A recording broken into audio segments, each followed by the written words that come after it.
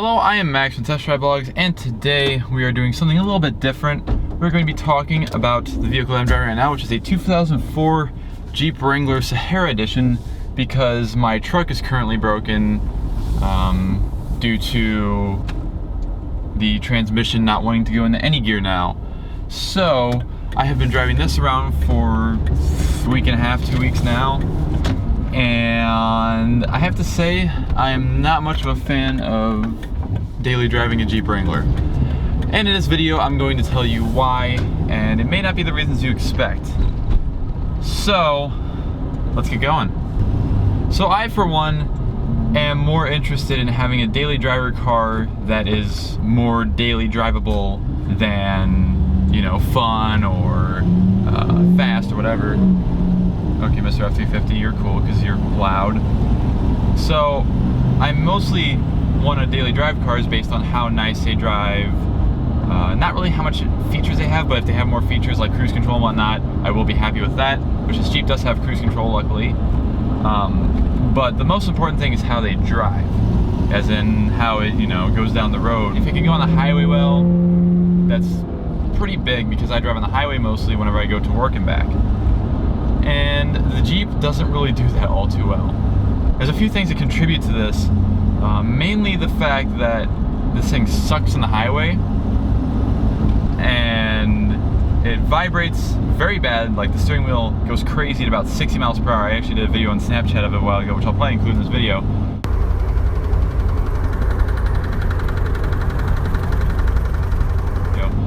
And it shakes so bad.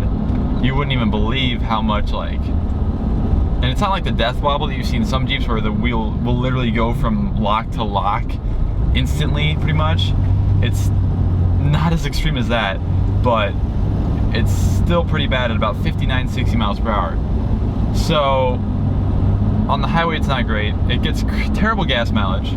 Like, I swear this thing gets like 12 miles per gallon, because I have to go to the gas station at least twice as much as I usually do with my truck, which my truck gets about 20 to 24 miles per gallon at most. So fuel mileage sucks. I've spent probably, you know, $200 or more on gas in this thing in like 2 weeks. It's not fun, because I don't make enough money for this silly shenanigans. Like, seating position wise, and, you know, how comfortable it isn't bad.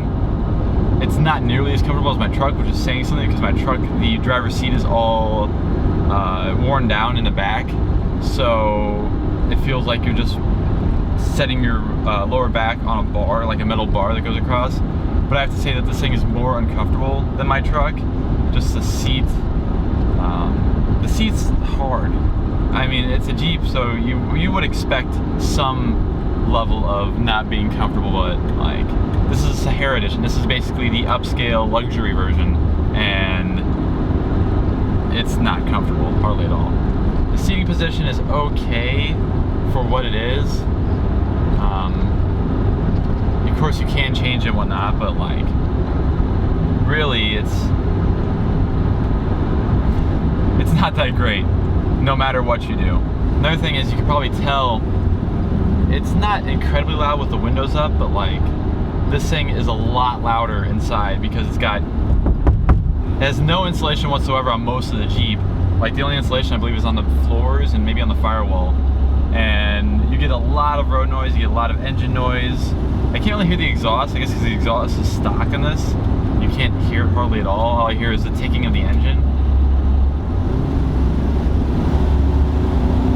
which this thing doesn't have that great of an engine note anyways. I've never been a fan of much of the 4.0 liter 6-cylinders engine note, but that's kind of besides the point. But it has no insulation, pretty much. You hear everything, every bump, everything that you can imagine while driving.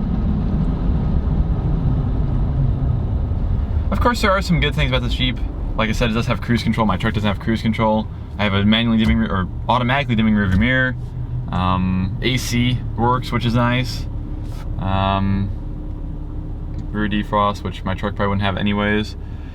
I mean, it's fairly loaded for what it is. Like, it doesn't have leather, and it doesn't have the navigation system. You could probably, I think you get the navigation system in these. I filmed a video of an 04 Grand Cherokee Overland, and it had the factory navigation system in the dash. So I'd assume that if you got like a Rubicon or a high-end Sahara of one of these, you could get the navigation as well. But I have to say cruise control is definitely nice. And like other than that, it still has manual windows because it's an 04 Jeep. I don't think they started putting manual or powered windows in these until 2007 for the newer generation.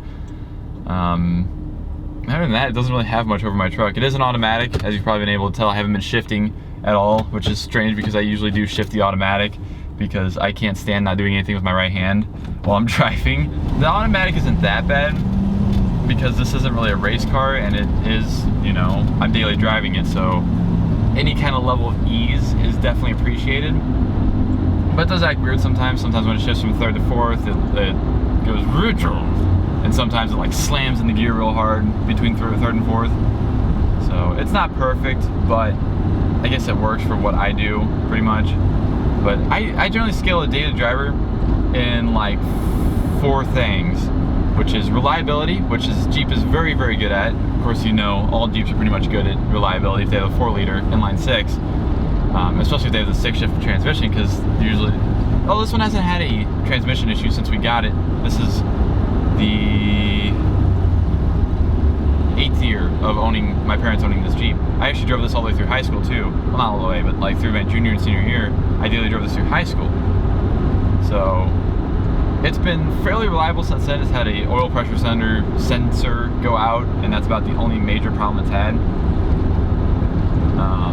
Besides, of course, all the other little stuff that's messed up because the seatbelt indicator doesn't work all the time, or like the little red light that tells you don't have your seatbelt on sometimes shows up. And there's another few like weird things that are broken on it. Of course, it doesn't have the lower 2 fan settings on the AC because that's a big problem with these. It's the same with my Ranger actually. Although my Ranger has either almost nothing or all of the air. Like you don't get any between my Ranger.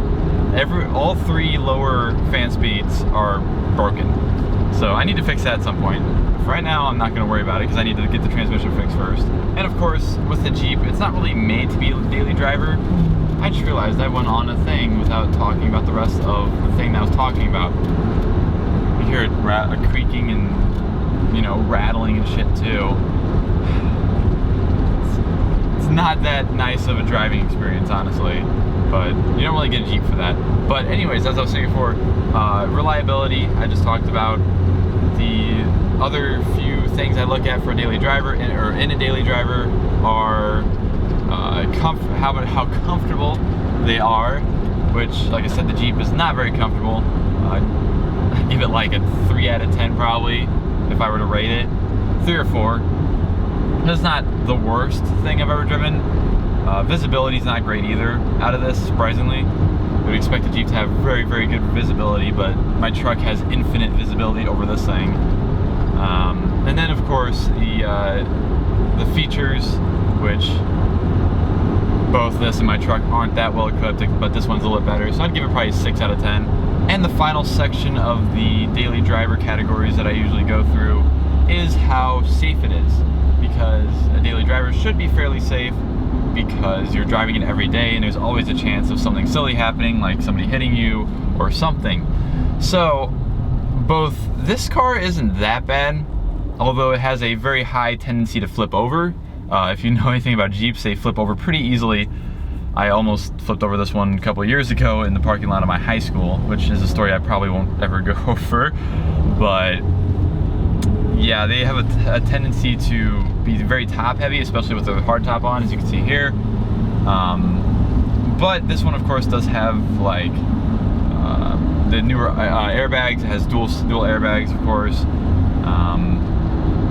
It does have a roll cage, which is very nice, a full roll cage.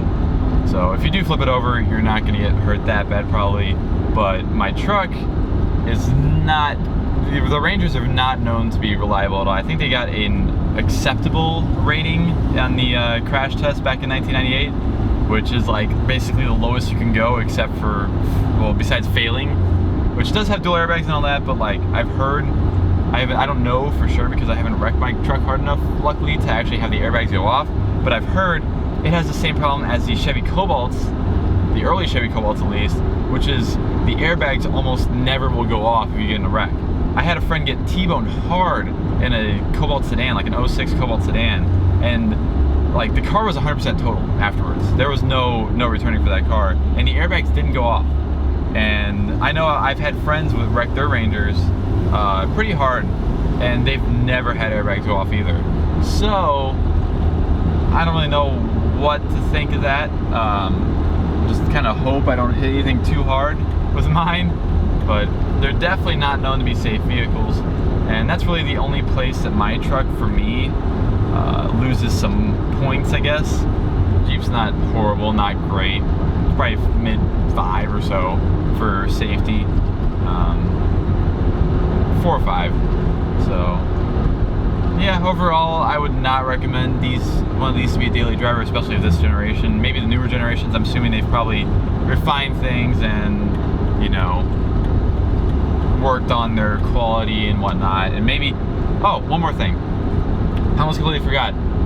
If you own a Jeep, I think even the new ones, I think this applies to pretty much every Jeep Wrangler that's ever been made, they will leak. No matter how new, no matter what you do, they will leak water in whenever they sit. I know this for a fact because we've had many Jeeps both go through my work, as well as we've had a few Jeeps in my house, a few Wranglers, and they always leak water, always, every single time it rains.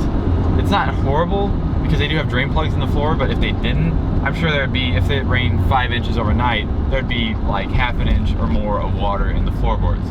So don't expect, like, you know, it to be completely sealed or everything, because they will 100% leak, because anything, even convertibles a lot of times are better than Jeeps, like actual convertible cars. And I think that's really all I have to talk about. Like I said, just definitely wouldn't recommend driving one of these daily. If you're looking for a daily driver, I'd recommend getting something a little bit more, like maybe a Jeep Liberty or something, if you're looking for a Jeep still, because they still pretty good off-road and whatnot, but they're, you know, an actual driver's vehicle instead of something like this. But the Jeep Wrangler, of course, I cannot deny that it does excel in the off-roading section. There's nothing that can off-road, almost nothing that can off-road better out of the factory with, you know, paying, I don't know how much a new base model Jeep is, but if you could get a base model one of these brand new for however much it costs and not have to go for, like, you know, Land Rover or something like that, and it will off-road better than just about anything straight from the factory. I've taken this one off-road many times. It has barely oversized tires, and that's the only kind of off-road modification to it, and it goes anywhere. It goes over mud, over everything. So if you're looking for something that is very capable off-road, I would recommend, although $8,000 to $9,000 for one like this is a little bit much to spend on something you're just going to take off-roading. So it's really up to you, depending on what you want to do. But there are my opinions on the 2004 Jeep Wrangler Sahara. Let me know yours in the comment section below. I know I'm gonna piss off a lot of people probably, because they're gonna be like, my Jeep, I like it because blah blah blah. You're just a little complaining person. Like, I don't care what you think about what I think. This is a video about my opinions because it's on my channel. So you can say whatever you like. Just know that I probably won't care if you complain. So thank you all for watching, and I'm out of here. See ya.